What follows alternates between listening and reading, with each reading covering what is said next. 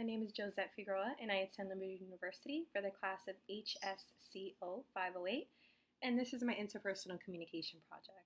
Next slide. Here's my overview of what I'll be discussing for my interpersonal communication project.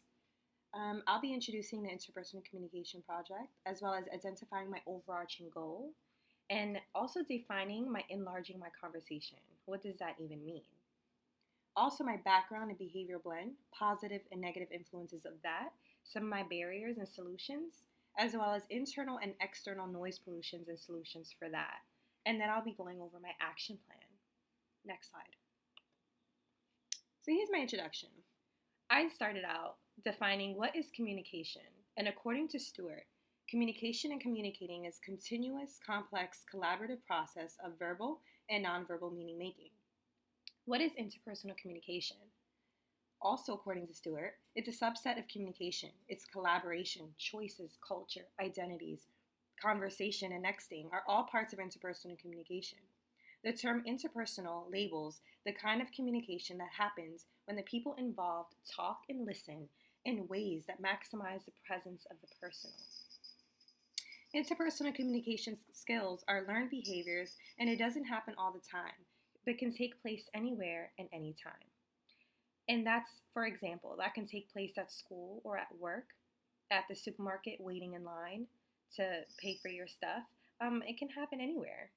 Just be aware on how and when you can enlarge your conversation. Next slide. My overarching goal for my life is to take my time when trying to get to know the other person, to fully engage in a conversation by being an attentive, mindful listener, and I'll attain level 1 listening, which is being empathetic. To make an attempt to try to understand the other person's point of view, all the while maintaining God's love, compassion, and patience inside of me, to reflect onto others. I want the words that come out of my mouth to be nothing but positive and inspiring words to spread the gospel, like Jesus has told us to do. A verse from Romans 10:17 says, faith comes from hearing the message, and the message is heard through the word about Christ. Next slide. So what does it mean to enlarge the conversation? It's taking it one step further, above and beyond your conversations, by allowing each person in the conversation to take turn in speaking and listening while maintaining an open and honest dialogue. According to Peterson, there are 2 goals to keep the conversation going: ownership and openness. Now, how can it be used? I believe by truly experiencing to enlarge your conversation, you need to reflect, listen, and continue to hold your conversation with your partner. Instead of wanting to get all of your thoughts, ideas, and opinions out, first in the soundless, when you can partake the enlarging of the conversation, meaning when you're quiet, when you're really listening to the other person speak. That's when you can really experience enlarging of your conversation. Next slide. Now here's some characteristics about my background. I'm Hispanic descent. I'm from a single family household. I'm the oldest child. I'm 24 years old, married to my high school sweetheart. I obtained a bachelor's degree in sociology, and now I'm pursuing my master's degree at Liberty University for human service counseling, cognitive marriage, and family. Now I also listed here what's a behavioral blend and what does DISC mean. A behavioral blend consists of a 4-temperate model of human behavior according to Carbonell. DISC stands for D, which is active, task-oriented. It's directing, driving, demanding, dominating, determined, decisive, and doing. I, which is active, people-oriented as well. It's inspiring, inducing, impressing, interactive, interested in people. And S, which is passive, people-oriented. It's steady, stable, shy, security-oriented, servant, submissive, and a specialist. C, which is passive, task-oriented, is cautious, competent, calculating, compliant, careful, and contemplative. Next slide. My behavioral blend, I divided it up into 2 categories. This is expected of me, and this is me, according to Carbonell. What's under this is expected of me, I'm an ID, which is an inspirational doer. In public, I may be determined, active, and extroverted. And according to Carbonell, I may think people expect me to be both determined and inspirational, which is true. Now, under this is me, I'm a competent, influential specialist, which is a CIS. In private, I may be outgoing and reserved and more passive than active. And according to Carbonell, I'm more passive than active, passionate about inspiring others. Next slide. So, what influences my conversations, both positive and negative, based on my behavioral lens? My positives are inspiring and impressing both crowds and individuals, adjusting myself accordingly if people I'm conversing with seem confused or perhaps uncomfortable.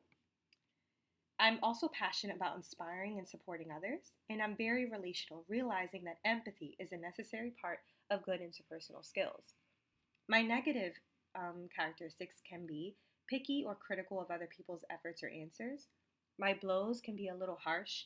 What I say and how I say it can be very hurtful, and I turn people off with my opinions. I can be negative and critical sometimes. Next slide.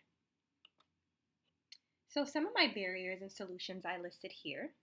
My first barrier is insensitivity. I always want to hurry. I'm always on a hurry. I want to hurry and say what I want to say. And according to Burley Allen, he says, listening may be thought of as a passive and compliant act by people. And according to Stewart, my solution would be to be a mindful listener. One pointedness, focus the attention completely on one task. A second barrier would be harsh with my words, and a solution to that is enlarging my conversation. I can learn to figure out what is important and to learn how and what to say. A third barrier is biased listening. We label the information ahead as unimportant, too boring, nothing new, anxious for the speaker to get to the point. And a solution to that would be expressing yourself can be difficult and trying, but it gives the relationship a chance to change and become stronger, according to Stewart. And also, by keeping back my words for even a moment, I'm able to experience another person's perspective. Next slide. So, some of my internal factors of noise pollution would be the self-conscious listener. By worrying about how I look, about how I'm saying it, am I clear enough? For example, even giving this project, do I look okay? Am I presentable? Am I speaking clear? Am I speaking too fast or slow? And a solution to that would be less focusing on myself and how I may sound or look, and more focusing on the message and being an effective listener. A second noise pollution would be the faker, pretending that I'm listening in the conversation when I'm not. I'm going through my to-do list in my head and thinking, what should I do next? Or what should I say to this person? So I should just nod my head and smile. A solution to that would be paying attention to the speaker and what the speaker wants me to convey instead of all the things I have to get done that day. And the third noise pollution internally would be the interrupter. A solution to that was by keeping back my words and give time to reflect and understand the other's perspective. Next slide. External noise pollution factors would be views of outside activity, finding a place where I'm less distracted, away from the window or the door. Another noise pollution externally would be fidgety. I would find something to hold my hand. Another one would be work pressures, and a solution to that is to try not to bring work home, to set aside some time to finish off work and then leave the rest of your time at home, whether that be with your husband or wife, with your children, or your other family members, or even by yourself. Another external factor is doing two or three things at a time. I'm a multitasker, but sometimes I can get out of hand and I can really miss a conversation that I was having with someone or not really be a good listener at all. And a solution to that would be handle only what I can handle, multitask when need be. And the last external factor would be interruptions such as text messages or phone calls. And a solution to that is easily put the phone away while conversing with people. For example, I'm at a restaurant with my family or my husband, and I can easily get distracted with my phone when an alarm goes off or a text message goes off.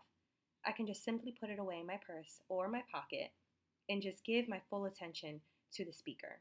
Next slide. And here's my action plan. By maintaining eye contact, showing empathy by understanding the other's perspective and not interrupting the speaker. To reflect and rephrase what I have heard in order to refrain from getting distracted and entertaining my own internal dialogue. Remembering that the Holy Spirit lives in me and I'm a walking example of God's love, to therefore speak with kindness, patience, and joy. And according to an article that I read, it said extroversion, defined as an energetic, cheerful, and sociable state, has been related to positive word of mouth behavior. And that's really important. I need to be aware of my word of mouth behavior, that it should be positive words instead of negative and critical words. That by being a servant of God here on earth, we need to always be careful of what we say and how we say it. So I hope my interpersonal communication project becomes clear and understandable, and what you guys can apply in your own life. My last slide is my bibliography and all of the references that I use for this project. Thank you.